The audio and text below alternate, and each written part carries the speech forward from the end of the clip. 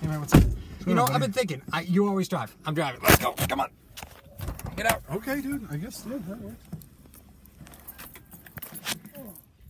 About time. I've wasted so much gas. I know, right? So we could take the van. Now let's take the Prius. What? What? Get in the car.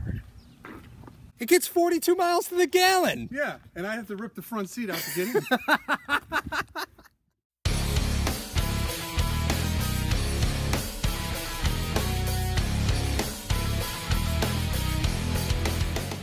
The NFL schedule's released. Relax!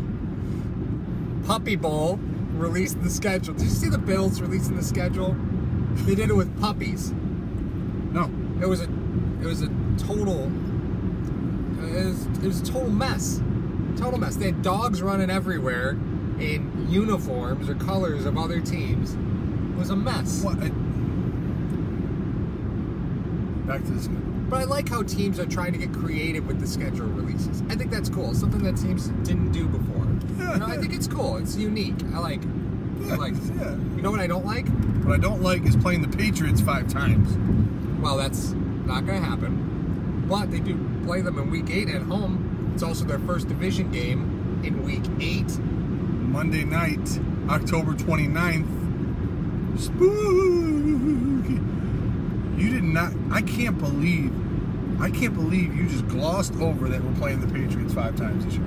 Not playing the Patriots. We're playing the Patriots 5 times this year. I don't understand. Week 5, we play Tennessee. Who's the head coach? Oh, come on. Week 6, we play Houston. Come on. Who's the head coach? Are you serious? Week 15, we play Detroit. Who's the head coach? Where's your tinfoil hat? It's got to be around here somewhere. We play teams coached by Vrabel, Patricia, and O'Brien. Really quick, did I tell you the joke behind Bob Quinn's first year as a GM in Detroit? No. He drafted a quarterback from Michigan, 191st. He trying to catch lightning in a bottle again? Like, what the? You talk about going down rabbit holes when you try to research GMs. Yeah, his first year there, he drafted in the 6th round, 191st, a quarterback from Michigan, who I believe is still there. No. Okay. Who?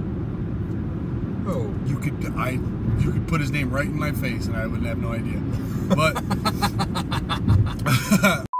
the thing about it is, why is everyone losing their minds about the schedule? Well, I mean, the problem is you play most of the games away during nice weather. And then you come home for the back end of the season completely against your division in which, I mean, I know we talk about the snow. Snow only impacts a game or 2 a year. Like, it doesn't have that bad an impact. It does get cold, right? Yeah. But that's it right now. So it's I think the problem is they start so many games on the road, right? Hey, who cares? Well, the fan base cares. Why?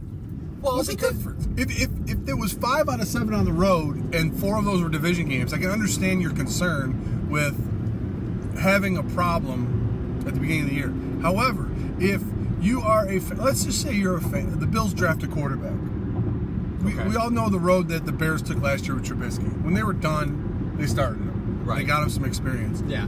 You got to think about it this way. At the bye week, if the Bills are 3-7, 4-6, 3-7, 4-6, for those 10 games McCarron started, and you drafted any of the 4 quarterbacks, 5 quarterbacks that are on the board. Okay.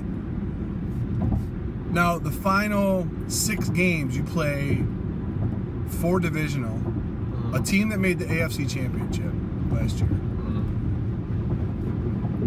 That's a great litmus test for a rookie to play 4 against their own division to see how this kid would perform. I mean, let's look at it this way. If we're looking at cake games, Baltimore, there's none. I mean, Baltimore's got a vendetta. Technically, we knocked them out of the playoffs. I'm not worried about Baltimore. I'm worried about Baltimore. I'm not worried about Baltimore. I'm worried about Baltimore because you're not worried about Baltimore. I'm worried about the Chargers, although they always start the season terribly. They never start well. So they're salty as hell, too, from last year. Yeah. So you hung a 50 burger on the Bills and you didn't make the playoff. Yeah. So the Chargers perennially seem to beat the Bills. That's just from memory. I could be wrong on that, but it always feels that way. Then you have Minnesota, who is quarterback-less compared to last year. That was Pat Sherman, right? Getting production out of Bradford, out of Keenum. They have a lot. That was Pat Sherman. That defense is scary.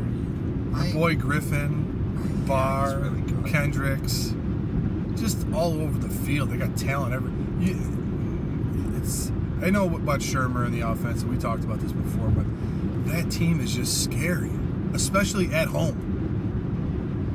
I could see you getting like, okay, they're coming to Buffalo in September, but they're home. Yeah.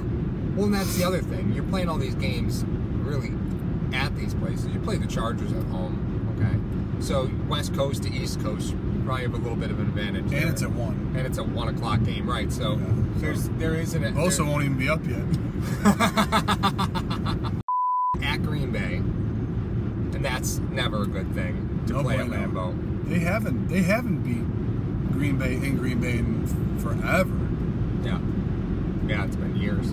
The last time a Buffalo Bill won at Green Bay, it was Bryce Paup, and he had a Packers jersey on.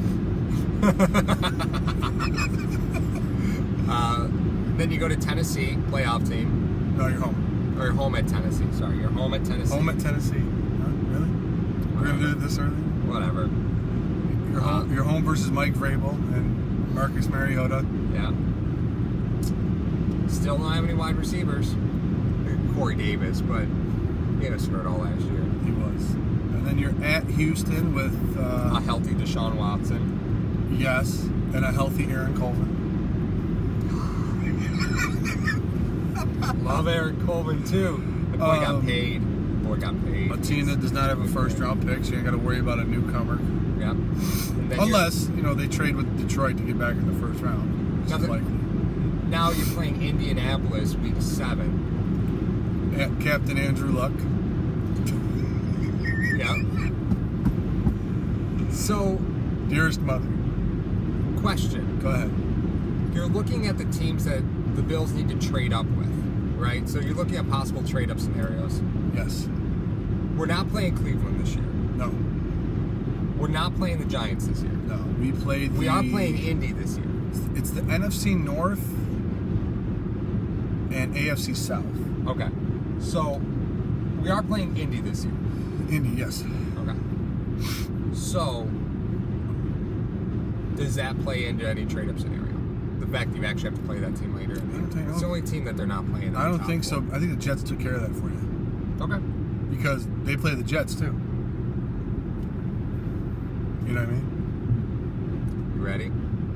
Jake Rudlock. Did you look him up? Ruddick. Sorry, Ruddick. Jake Ruddick. Still there? 2016 6th-round pick? I don't know. Let's find out, shall we? That's phenomenal. His career's over. He's with the Jets. Oh, I'm sorry. No, he's playing week 1 against the Jets. He's with the Lions. Yeah, he's still there, apparently. Yeah, still there. Great season. Lightning in a bottle. Continuing on, week 8, first divisional game, Monday night, at home versus Mason Rudolph.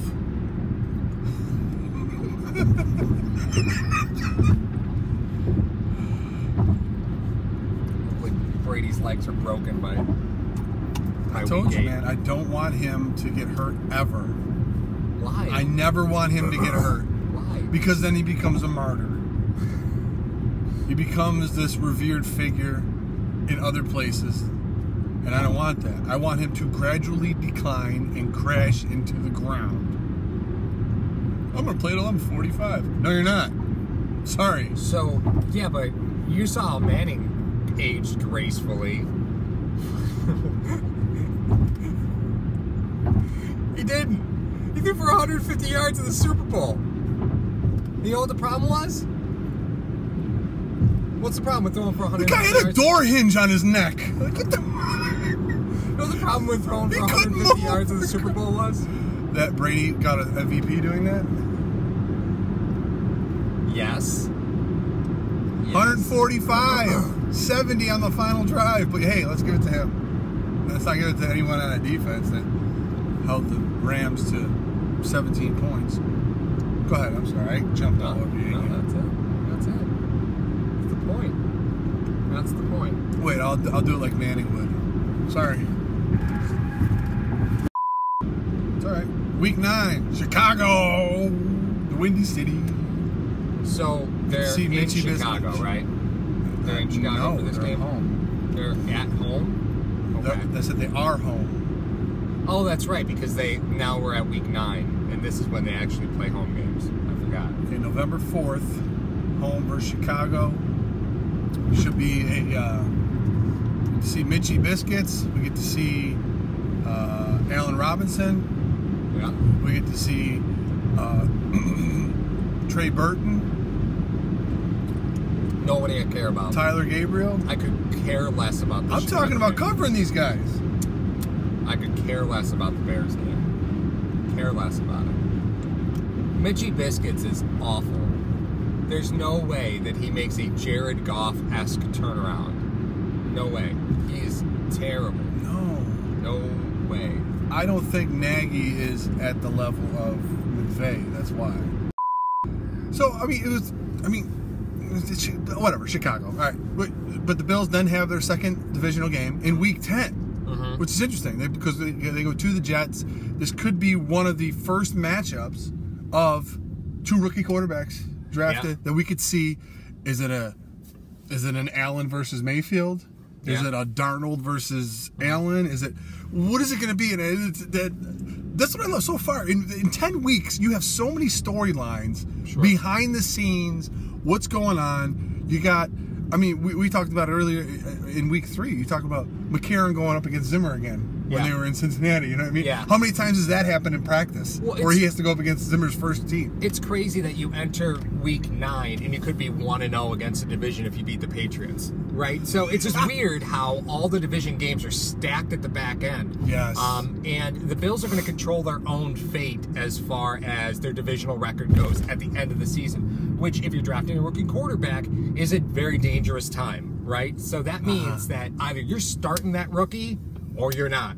If things are going okay, you're not pulling the ripcord and throwing the rookie in there when you have all your divisional games at the end. Even though they did do that last year. Even though I think there was a very steep lesson learned there, right? If you were going to make a mistake, you've made your mistake and you learned from that mistake. All right. So, but I think the divisional games being at the back end, it's going to impact the quarterback decision because you need to look at the growth pattern, right? And you need to look at that bell curve, and you need to determine: are we going to be near the top of that? Are we still going to be rising when we hit the division, right? When we hit the rest of that division? Yeah, if the answer is yes to any one of the quarterbacks, that is your starter.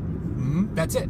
You got to take care of your own division, and unfortunately, the Bills don't get there till late, and they have to go to New York, which is not that big a deal, right? They're going to be in New York for week 10, and then they get to hit the bye week, right? So the matchup against the Jets, who knows who's going to be starting for the Jets at that point? That offensive line could get any quarterback killed. So anything is possible there. Take it easy on the Jets, will you? They're not good, man. They're not good. They haven't been good. Then you're a bully. Leave them alone. Okay. If they're not good, you keep beating them up. Okay. All right, so the Bills and the Jets. You look at both. You're the bully. Okay, and then they go to their bye week, which I think is really key for rookies because you talk about rookies that come into the league, they tend to burn out their first league because they're only playing 10, 11 weeks out of the year in college, and then they tend to get run down. We saw it happen with Leonard Fournette. Yeah. We saw it happen. Even Elliott. Yeah, even Elliott started to gear down a little bit near the end of the year. Kareem Hunt definitely geared down. Oh my God! But like guys that didn't start till later, that coaches knew this. Alvin Kamara. Yeah. Almost like he got stronger throughout the year. So when we talk about that, it's the same thing will work for a quarterback. So listen, if the rookie starts, if we draft a rookie, he starts, we start to go through 10 weeks, that's a great, all right, listen, let's try to hit the reset button here. Yeah. We had a good start, but we can always get better. Or we had a rocky start, let's see if we can adjust some things during the bye week. Yeah. Or it's one of those things where if the Bills are 6-4, if the Bills are 5-5, you know, they're on the plus side of the wins. They can say, okay, listen, we got tough divisional games coming up. Yeah. Do we go with the Rook? Do we go with another guy? Do we try to ride it out with McCarron and let the guy learn? Because I'll tell you right now, the rookie's not going to learn very much holding the clipboard the whole year. You have to be in the fire. You have to be in there to know what's going on. Yeah. You can study as much as you want, but unless you're in there throwing the ball around, you're not really going to know what's going on. But I love the fact that it's a little bit later in the year. Mm-hmm. You get that break, Yep. and right after that, you're home. Yep. So you go to New York, which isn't a huge trip. You come back, you're home for 2 solid weeks. Well, and not only that, but you're playing half of your games at the end of the season against teams from the South, right? So you have Jacksonville home in late November. In late November, Yeah. right? Your last game of the season is against Miami, home, right? Yes. And that's December 2nd. December 30th is the game at home. Oh, yeah. Against I'm sorry, Miami. yeah. So I love the fact that you get some home games against some Southern teams late in the year. We've always talked about that as Bills fans. You get a dome team. Yeah, and that's going to happen. You get Detroit at home, you know, and that's going to happen week 15. But there's some things that are happening at the back end of this season that, for such a young team, depending on what positions, you know, they really choose to draft, that back end of the schedule is nasty. Front end of the schedule is nasty. Back end of the schedule is just as nasty because they're all the games have such importance at the end of the schedule. Yeah, I'm not terribly afraid of the schedule, and I'm not upset with the schedule. While my first reaction was, I wasn't mad. It just seems like the NFL just said, okay, give me the Bills schedule. Just put them all the teams in my hand, okay? And they're all magnets. And I go, that's it. Got them. All right. But they have 4 division games at the end of the year. Who cares? It's the Bills. But an interesting point brought up to us by our buddy Rylan Pangborn. Yep. And I was at rapscouting.com. Light it up on him. I don't remember what he said. I hate you. I swear to God. He said that with the exception of, you know, we were talking about games at 1 o'clock, 4 o'clock, going West Coast, going East Coast, I and all remember this stuff. So the Bills really, with the exception of the spooky Monday night game, 15 games, 1 o'clock. Right. Yeah.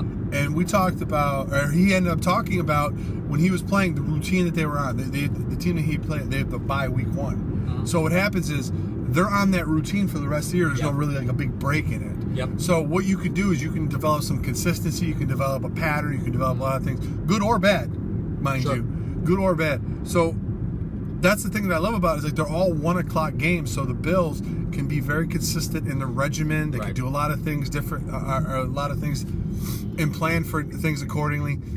And this team is definitely one about process and consistency. So, I mean, the fact that they're all 1 o'clock games doesn't really bother me in any way.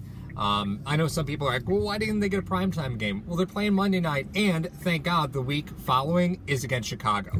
You know, it's not like they put us Monday night and then put us against a divisional opponent. They put us against Miami the following Sunday. Oh, remember they used to do that with the Thursday night game against Miami? Yeah, it's brutal. Yeah. So we got away from that. So there's some positive things about the schedule, and truth be told, it doesn't matter who's on the schedule, right? You got to play you got half the teams you knew coming into it. You already knew who half the teams were going to be. All right, Dwayne Johnson. What? It doesn't matter who's on the schedule. What? I don't know that reference. That's what you just said. I know what I said, but what do you mean? It doesn't matter. Never mind. I'm done with you. Is this a wrestling reference? Do I have any other ones? No, particularly. No, I really don't. To your point, yes, we already knew who they were going to play. It just depended on where it was going to fall on the schedule. Right. You don't have any insane travel. Mm-mm. You don't have any insane games coming up the next week that are, a divisional game. Because I there's no West Coast games at all. I distinctly remember that Thursday night game against Miami where they were, I think they played Oakland. In Oakland. Yeah. Got home, had to play a divisional game. Everyone was like, Miami wasn't terribly strong that year either. But the travel... That's a great point. The furthest west they travel is actually Houston. That's the furthest west they go. Houston's right in the... If you draw a line south, straight... Dude. No, but it's also the furthest west. So that's the furthest that they're going to travel is Houston.